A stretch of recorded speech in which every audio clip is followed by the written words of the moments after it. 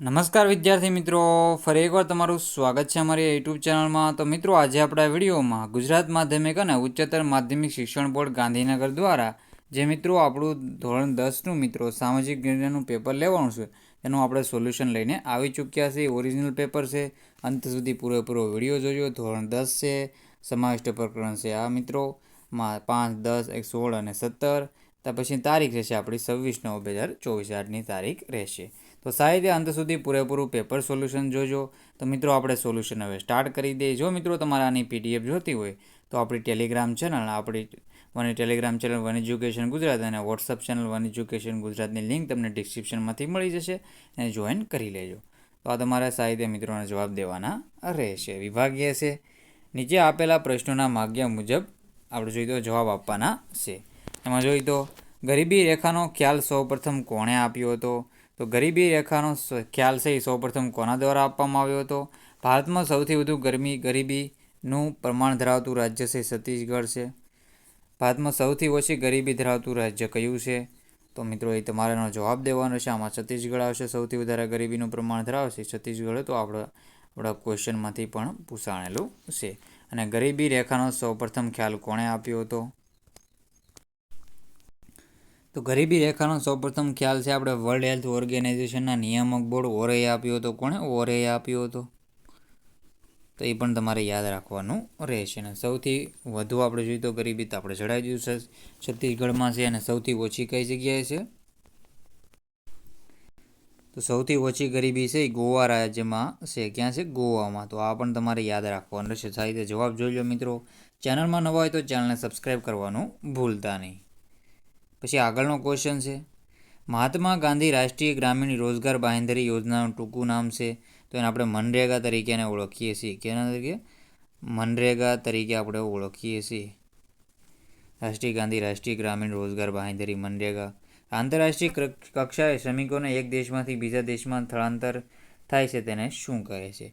તો એને તમારે જવાબ દેવાનો રહેશે. આગળના ક્વેશ્ચન છે, દેશની મુખ્ય આર્થિક સમસ્યાઓ કઈ છે? તેમાં ગરીબી છે, બેરોજગારી છે.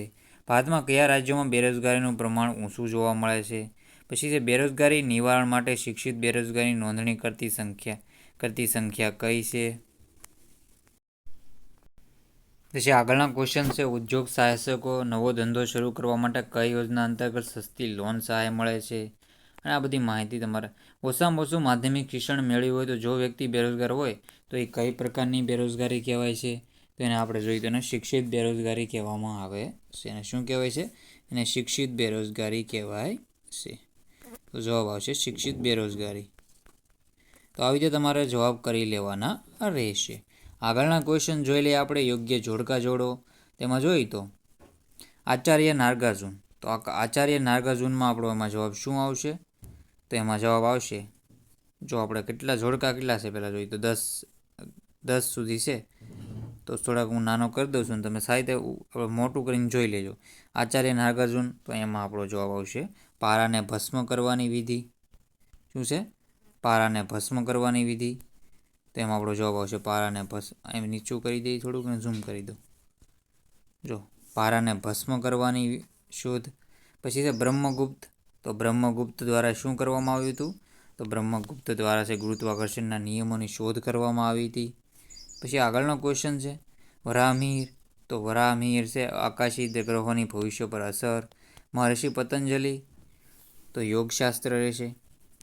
ભાસ્કરાચાર્ય, પછી આપસ્તંભ, શકમુનિ, તો અને 24 ફૂટ ઊંચો છે એ આપણે જોઈએ તો એ બધું આગળ એમ પર આપણે કરાવી દઈએ. જો આ બાજુને જવાબ આવશે. જો આ વિજય સ્તંભ છે એ 24 ફૂટ ઊંચો હતો. રેડી? શું છે? વિજય સ્તંભ છે એમાં 24 ફૂટ ઊંચો આવશે. જો આવી રીતે 24 ફૂટ ઊંચો. પછી છે શકમુનિ, તો કાલગણના. પછી વાત્સાયન, તો વાત્સાયન તો કામસૂત્ર. આર્યભટ્ટ, તો સરવાળા બાદબાકીનું સંશોધન. પછી છે ભાસ્કરાચાર્ય, તો ભાસ્કરાચાર્ય આપસ્તંભ રહેશે. તો ગુરુત્વાકર્ષણ નિયમ તો આપણે જોઈ લીધું. વૈદિક યજ્ઞો અને વેદીઓનું પ્રમાણ છે. તો બાકી આપણે શું રહેશે? બાકી અહીં પર આપેલું છે ગણિતશાસ્ત્રના પિતા એ આર્યભટ્ટ રહેશે. એટલે ગણિતશાસ્ત્રના પિતા ભાસ્કરાચાર્ય આપણે સરવાળા બાદબાકીનું સંશોધન કહી શકીએ. તો તો આવી રીતે આનો જવાબ રહેશે. તો સારી રીતે તમારે જવાબ કરી લેવાના રહેશે. જોઈ લો મિત્રો કયા કયામાં જોડકા જોડવાના રહેશે, આપણે તમે જોડી દો. જો આચાર્ય નાગાર્જુન આવશે પહેલામાં, તો પારો ભસ્મગીરો. બ્રહ્મગુપ્ત તો ગુરુત્વાકર્ષણની શોધ કરી. પછી વરાહમિહિર આકાશી ગ્રહોની ભવિષ્ય પર અસર. મહર્ષિ પતંજલિ યોગશાસ્ત્ર. પછી ભાસ્કરાચાર્ય તો આવી રીતે સરવાળા બાદબાકી. પછી આપસ્તંભ, તો આપસ્તંભમાં આપણે કહી શકીએ 18 ફૂટ ઊંચો. અને આપણે પછી સૌથી પૂર્વ વિજય સ્તંભ હતો. પછી શકમુનિ કાલગણના. પછી આર્યભટ્ટ તો ગણિતશાસ્ત્રના પિતા, અને વાત્સ્યાયન તો આના અહીંયા આવશે. અને આવી રીતે તમારે જોડી દેવાના રહેશે સારી રીતે. આગળના ક્વેશ્ચન જોઈ લઈએ હવે. નીચેના વિધાનો ખરા છે ખોટા તે જણાવો. તો એના આપણે તમને હું જવાબ જણાવી દઉં છું સારી રીતે. ધાતુ શિલ્પો બનાવવાની પરંપરા 10મી અને 11મી સદીમાં વિકાસ પામી હતી. જળ એવું સંસાધન છે સીધો સમગ્ર જીવસૃષ્ટિ સાથે છે. તો બિલકુલ આ વિધાન સાચું છે. ખાનગીકરણ એટલે દેશના અર્થતંત્રને વિશ્વના અર્થતંત્ર સાથે જોડવાની પ્રક્રિયા. તો આ ખોટું છે અને વૈશ્વિકીકરણ કહે છે. વિજય સ્તંભને વરસાદ તડકા વર્ષો સુધી રહેવાથી કાટ લાગ્યો છે. તો આ વિધાન ખોટું છે, કાટ લાગ્યો નથી. પૃથ્વી પોતાની ધરી પર ફરે છે તથા ચંદ્ર ગ્રહણનું સાચું કારણ પૃથ્વીનો પડછાયો છે, જેને વિદ્વાનો અજરવર્ક નામથી ઓળખે છે. તો આ વિધાન કેવું છે, સાચું રહેશે. ધાતુ શિલ્પો બનાવવાની પરંપરા 10મી 11મી સદીમાં વિકાસ પામી હતી. તેનો આપણે જવાબ જોઈ લઈએ. તો મિત્રો ધાતુ શિલ્પવાળો ઓપ્શન સાચું છે, સારી રીતે કરી લેવાના રહેશે જવાબ. આગળના ક્વેશ્ચન જોઈ લઈએ હવે. તો ખાલી જગ્યાઓ પૂરવાની રહેશે. વિદેશમાંથી વધુ આવક અને વધુ સુવિધા, વધુ સારી નોકરીની શોધમાં બુદ્ધિનું બહિર્ગમન એ આંતરરાષ્ટ્રીય સ્તરે સ્થળાંતર છે. તો એને શું કહેવાય છે? વપરાશની જીવન જરૂરિયાતની વસ્તુઓ જાહેર વિતરણ પ્રણાલી હેઠળ ખાલી જગ્યાના રાહત દરે આપવામાં આવે છે. તો વ્યાજબી ભાવ. પછી છે બ્રાભયો પાંચાલે રચેલો ગ્રંથ. તો બ્રાભયો પાંચાલે લખેલો છે એ કયો છે મિત્રો? એમાં આપણો જવાબ આવશે. તમારે જવાબ દેવાનો છે બ્રાભયો પાંચાલે કયો ગ્રંથ લખ્યો છે. તો એમાં જવાબ આવશે આપણો પ્રજનન શાસ્ત્ર જવાબ આવશે. આંકડાની પાછળ શૂન્ય લગાવીને લખવાની પ્રક્રિયાના શોધક. તો ગુસ્સમદ આવશે જવાબ. શું આવશે? ગુસ્સમદ. ચેનલમાં નવા હોય તો ચેનલને સબસ્ક્રાઈબ કરવાનું ભૂલતા નહીં. મહર્ષિ ચરક તો ચરક સંહિતા.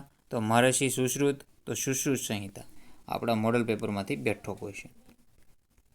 તો સાહિત્યના જવાબ તમારે મિત્રો જોઈ લેવાના રહેશે. બાકીના ક્વેશ્ચન છે આ જો બધા ક્વેશ્ચનના આન્સર.